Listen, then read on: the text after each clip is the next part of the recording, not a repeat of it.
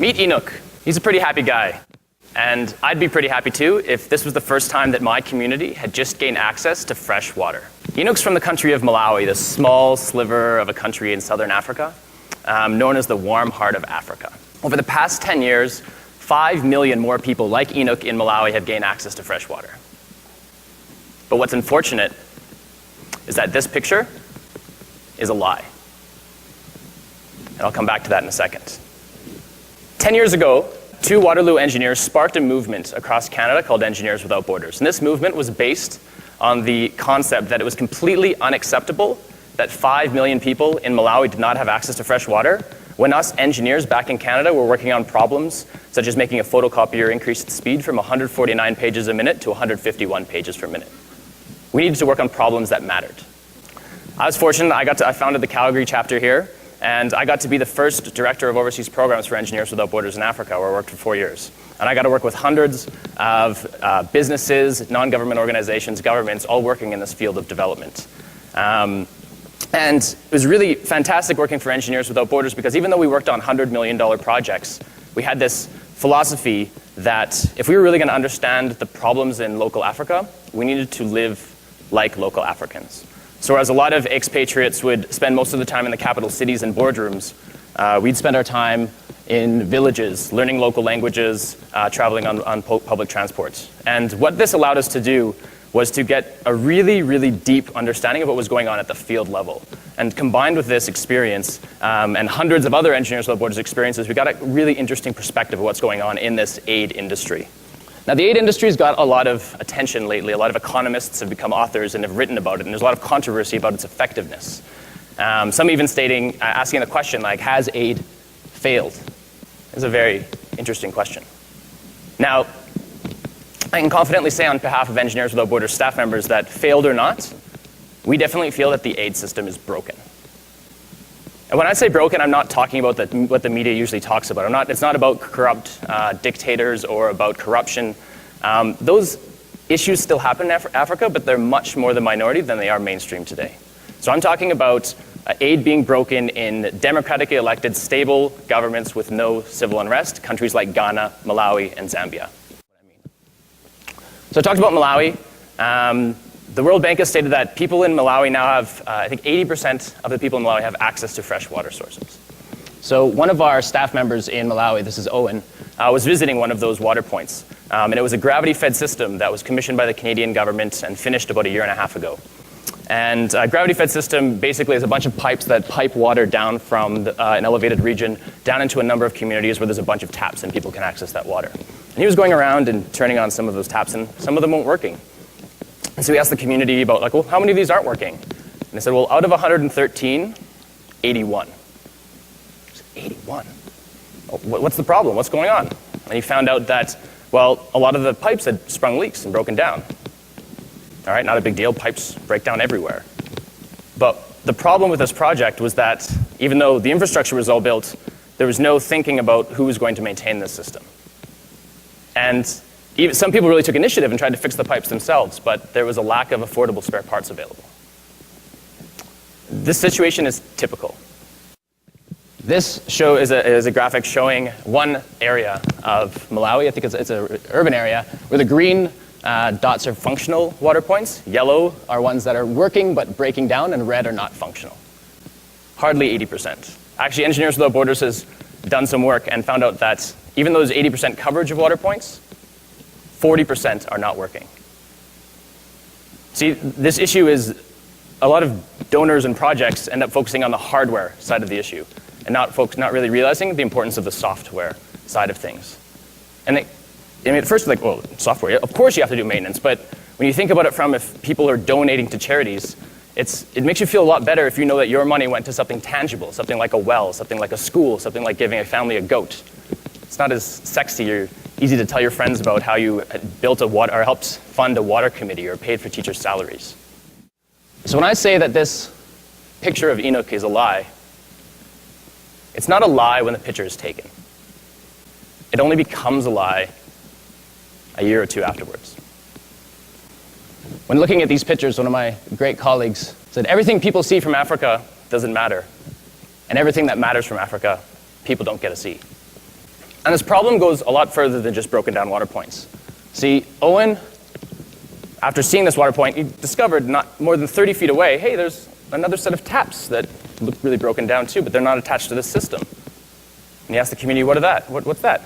He said, oh, that's the American government gravity-fed water system. It was built over 10 years ago. He said, what happened to that? He said, oh, it also broke down about a year and a half later.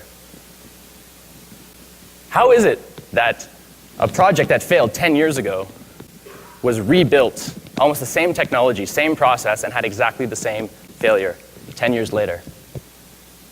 I've recently joined a startup company that sells goods online, that a lot of them from Africa, fair trade goods, sort of ethical goods, sort of like the ethical eBay or Amazon. And what we've learned as being a private sector startup is that if we don't serve our customers and we don't provide them a product that they need, they won't buy it.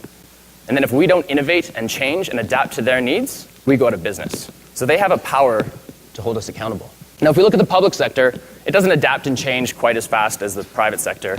But at the end of the day, if the elected government does not meet the needs of its constituents, they have a chance to vote them out of power, therefore holding them accountable. But if we look at the development sector, and if they don't serve the needs of their beneficiaries, and they're not just NGOs, they're governments and they are businesses as well. The beneficiaries have no power to vote them out or to fire them.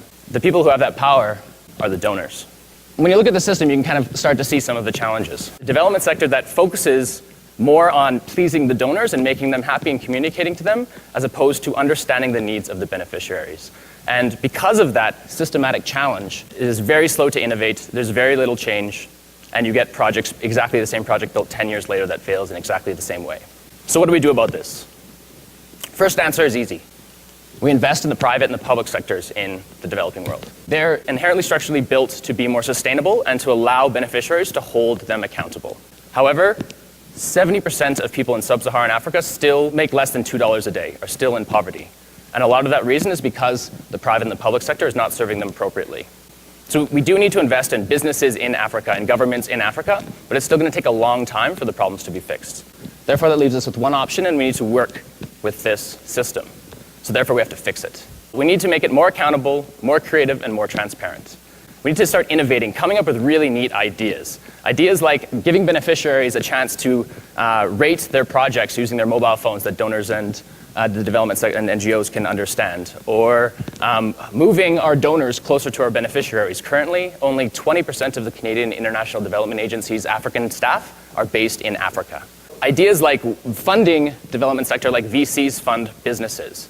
What would it be like if a donor funded 10 projects and expected 4 of them to do okay, 1 of them to do fantastic, and 5 of them to fail? And not all of the solutions need to be that complex. Engineers Without Borders is working on one that's actually quite simple. It's admitting failure. My first project with Engineers Without Borders was in India. I worked with a bunch of schools, the poorest schools in India, the untouchable caste. This is Vani. She was a girl who was at one of these schools, and she had to spend 2 to 3 hours a day, and her classmates, to walk and collect water to bring it back to the school so that they could have fresh water to drink and for cooking and for going to the bathroom. My job as an Engineers Without Borders was to help solve this problem. And so I worked with the communities, and we came up with these rainwater harvesting solutions to collect water from the rooftops during the monsoons, bring them through gutters, filter them, and store them for the dry season. I worked there for a number of months, and by the time I left, we had the project funded, and it was being implemented. I returned back home to Canada, almost a hero. People, my friends and family were like, wow, it's fantastic. You gave up your job in the oil and gas sector to go volunteer in India. That's really inspiring. A year later, I contacted my NGO to see how everything was going with the rainwater harvesting systems. And they told me that not a single one was still operating. The reason was because a lot of them hadn't been built, but some of them had broken down, because there was no maintenance schedule put in place. I'd made the exact same mistake that I criticized earlier. When I thought of my friends and family back home who thought I was such a hero, I felt like an imposter. I thought of Beni. I didn't help her at all. So admitting failure is actually quite hard, and I didn't tell many people about this. And one of the only things that helped me feel better about this, and it's a bit of a shame to say this, was that I started to learn that other people in Engineers Without Borders had failed too. But Engineers Without Borders had this culture of embracing failure openly and letting us talk about it.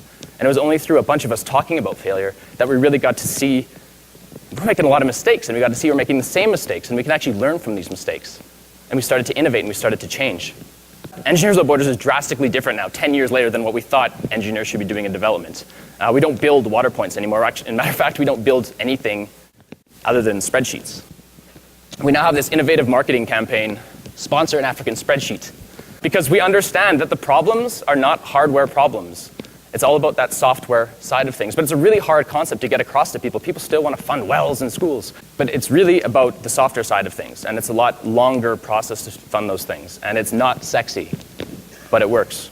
So the next thing that happened is our staff members were really excited about sharing this failure internally, but we still were not doing a good job of letting other people know. And some of our very courageous field staff were really getting upset at the management because other projects were going to make the same failures and they weren't learning. And so they pushed our management staff, and we were nervous about it, about publishing our failures. But for the last 3 years, Engineers Without Borders has published an annual failure report, citing our biggest failures. At first, everyone asked, well, how did your donors think? And I think, how would my donors, how would they feel if they knew that the money that they had spent and saved up and generously donated had no impact? It's tough. And our donors felt that too. But once they started reading the failures, they understood the power of those lessons learned and realized it's an injustice not to be sharing these. Then we realized that reports, not everyone reads reports. So we built a website, admittingfailure.com. And this is for all organizations to come and start admitting their failures and to start having a discussion about failure. The concept is catching on. Harvard Business Review just last month published their first review focused on failure. 2 big companies lately have also dealt with failure. I've been talking to my friends in other sectors, and they're like, oh, it's not just the development sector that has this challenge. It's across a lot of other sectors. And 2 companies have had a lot of big failures lately. What's interesting about them is that one of them publicly admitted their failure and talked about what they learned from it and what they're going to do next time. The other one kind of tried to not talk about it at all. I think it'll be an interesting looking forward to see which of those strategies works going. I'd like to ask people to, first of all, think about how does your organization think about and share failure? Maybe ask the person next to you, because I think it generates some really interesting conversations. And lastly, I'd like to turn back to this question that was asked, has aid failed? I think I'll say that for me, the answer is yes, but only because it hasn't failed enough. Thank you.